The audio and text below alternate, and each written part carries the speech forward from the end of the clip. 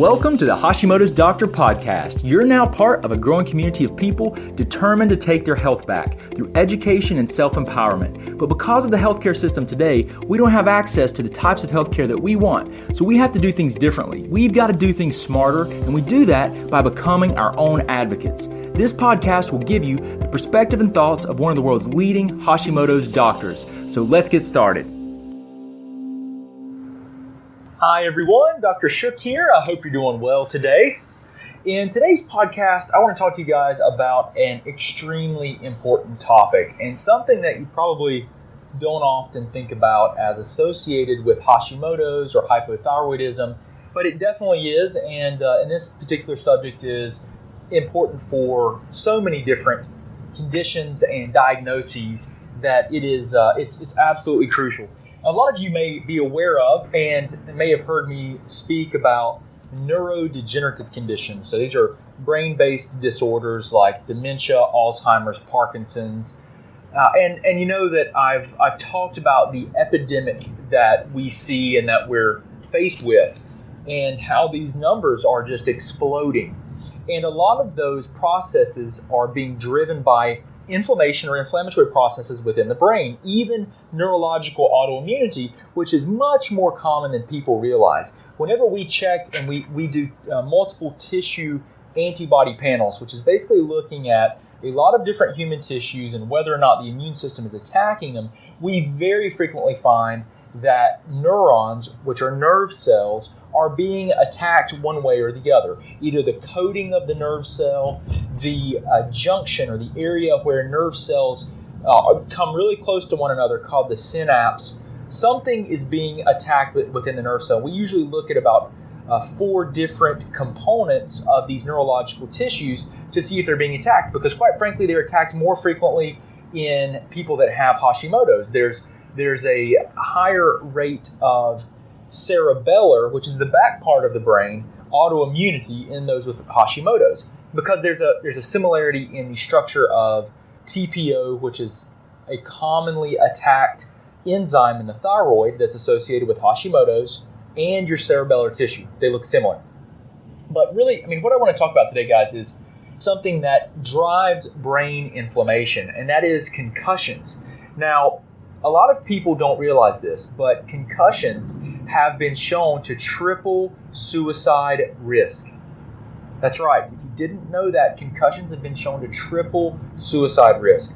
And this is even more significant in people that have Hashimoto's. Because if you have Hashimoto's, you have an autoimmune condition that typically decreases the output of thyroid hormone. So it is the leading cause of hypothyroidism or low thyroid function. And what ends up happening is we know that you have to have adequate thyroid hormone status to help quench and decrease this neurological inflammation. So you're even at greater risk. And a lot of times, when we think about concussions, people are thinking about football players and professional athletes, because we hear about that so much in the news now. These people that are constantly taking headshots, or even, you may have even heard about this in our military, and there's been research that shows every time these guys fire these really high-powered rifles or guns, that the shock waves from the firing, the triggering of the, the propellant, I guess you would say. There's a more technical word for it. That's eluding me. But whenever the guns are fired, it creates this explosion and basically a shock wave that every time those are fired, every time these weapons that they hold close to their head are fired, that explosion triggers a shock wave that actually causes a concussion. And we don't think of it as a concussion, but it is. And so, the military is doing a lot of research into this. My point here is this, guys. This is very significant, obviously. Concussion triples the risk of suicide.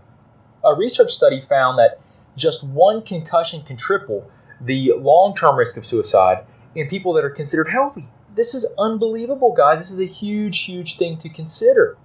So, obviously, if you already struggle with Hashimoto's, this could even be a more significant factor, or if you're hypothyroid, because the thyroid hormone is critical at helping to quench this inflammation.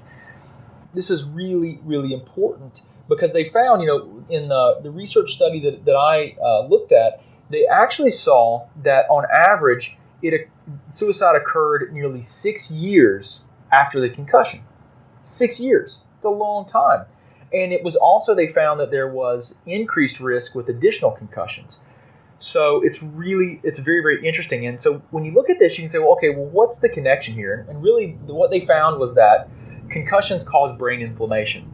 And the interesting thing about brain inflammation is that it's not something that's as transient as the inflammation throughout our body, which tends to be this process of inflammation that peaks and then the inflammation calms down and other repair processes begin.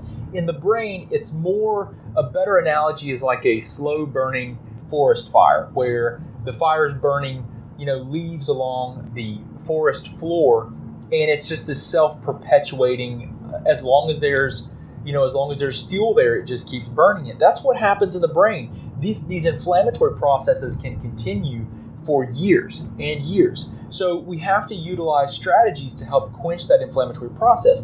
The inflammatory process is very important to occur initially, and maybe even for a day or two, but then you need to work on quenching that inflammatory process. And from a functional medicine perspective, we use different types of nutrients and dietary strategies. I mean, one of the dietary strategies that's been shown to be very powerful is fasting for concussions, that it helps to encourage this process of autophagy, where autophagy is this process where basically the cells do cleanup work. They're able to clean up cellular debris and self-repair more appropriately, which is really critical after a concussion. So fasting is something that could be really critical in the early stages of concussion, and you can do a little bit more research on that if you want to. There's some literature out there, and it's really a powerful strategy. But this is really important. I wanted to share with you guys because I think it's so important. The average person that we find that is at more risk here are people in middle age. We find that concussions are more frequently, they occur from things like falls, but also car accidents. How many people are in car accidents that seem to be, they're seemingly, they cause like a whiplash injury, but maybe they're not considered severe. That all causes that whipping of your head when you're impacted creates what they call a coup contra coup injury. And that actually causes the brain to impact the front and the back of the skull, because the brain literally floats in there in a fluid, basically, is what it does. It's floating in your spinal fluid. A quick change in direction will cause an impact with the inside of the skull. So a lot of people don't think that they can sustain a brain injury without hitting their head, but you definitely can. So the thing to keep in mind here is that this inflammation is something that's perpetual, and it's something that you have to take the appropriate steps to dampen and to stop. So I really, I think it's really important that you consider this, and you also consider the fact that if you followed me, you've heard me talk about the gut-brain connection and the brain-gut connection. And basically, the brain and the gut are connected via the vagus nerve. It's a direct connection. But we know that inflammation in the gut, just like any part of the body, does not stay in the gut. It gets in the bloodstream and it can impact the brain. And a poorly functioning brain can impact the gut and poor gut motility, poor digestive tract function, which can drive inflammation and therefore impact the brain. There's this direct connection. And you'll find that people that often have, if they have a head injury or a concussion, you can see that sometimes it can impact bowel function and digestive function. So it's really important that we address the brain, and sometimes you have to address the gut to best improve brain health, because they are intimately connected. And I guess really what comes from this research and from what I'm trying to share with you guys is that we need to have better long-term care for people with concussions. We need to take this more seriously. There needs to be more awareness, and we need to have strategies that help people to, decrease their long-term effects and best address these concussions that are occurring. So I'm going to give you guys some tips on how you need to consider doing this. Number one is stabilizing blood sugar. Blood sugar is very important to help decrease inflammation throughout the body. It's important for proper brain chemistry, and it's a good first step. So eating frequently, eating a non-processed diet, primarily consisting of whole foods, is critical.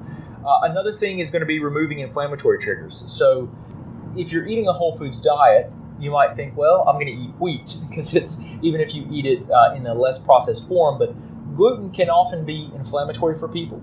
And, gluten and dairy are two very commonly found foods that tend to be commonly inflammatory to people. So removing those, from your environment things that can produce inflammation. Like let's talk about like environmental toxins, anything that's synthetic, even like those plug-ins that are scented. I now when I'm around these, because I've studied toxins and toxic exposure so much, and I've actually looked at what is in so many of these scented plug-ins and candles. It's just loaded with artificial chemicals that are not good for you. Remove all that garbage from your environment. Use essential oils. Use things that are more natural, that are going to have a less of an impact on your body and altering your physiology. It's a huge thing that I would remove inflammatory triggers as a second approach. Third thing would be improving gut health. And really, gut bacterial diversity is important in improving immune system regulation, detoxification, and having an optimally functioning gut. Identify and address any type of autoimmune diseases that you have. Listen, if you have autoimmunity, you have inflammation as a byproduct of the autoimmunity. You have to address the things that drive autoimmunity. Food, partially digested food proteins and peptides. You've got to address chronic infections. You've got to address environmental chemical immune reactivity. And yes, you can measure that. And yes, we do that. You've got to look at hormone imbalances. You've got to look at blood sugar. You've got to look and make sure you don't have anemia or tendencies towards anemia where you can't carry oxygen efficiently. You've got to look for sources of inflammation and measure inflammation and dampen it if it's present. You've got to address the autoimmunity and the drivers of autoimmunity, guys. It's critical. Another thing is, chronic, I just mentioned it, chronic infections. You cannot have chronic infections. They drive an inflammatory process. They can promote autoimmunity. They lead to poor health. You've got to address all sources of inflammation. I said it just a second ago, but stabilizing hormones. Hormones are incredibly important for balancing and recovery of your body. Balancing energy expenditure, recovery of your body, including repair of barrier systems, including the GI tract barrier, the blood-brain barrier. All of those systems are incredibly dependent upon normal and adequate hormone status. Everything from thyroid hormone to your stress hormone cortisol to your sex hormones, testosterone and estrogen. Those are critical things to consider when you're trying to recover and dampen inflammatory processes and have improved brain health. Another thing to consider are nutritional compounds that reduce inflammation. Things like capsaicin have been shown to increase blood flow within the brain. Huperzine.